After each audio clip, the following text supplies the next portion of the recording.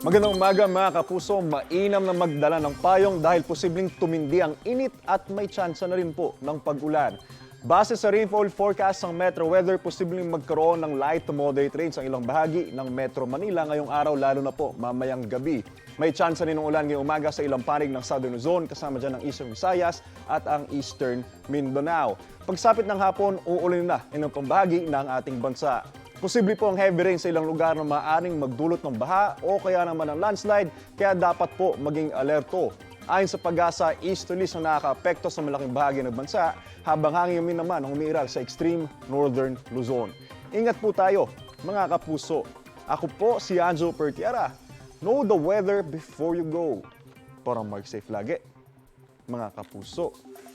Kapuso, para laging una ka sa mga balita, bisitahin at mag-subscribe sa GMA Integrated News sa YouTube. Sa mga kapuso abroad, samahan nyo kami sa GMA Pinoy TV at sa www.gmanews.tv.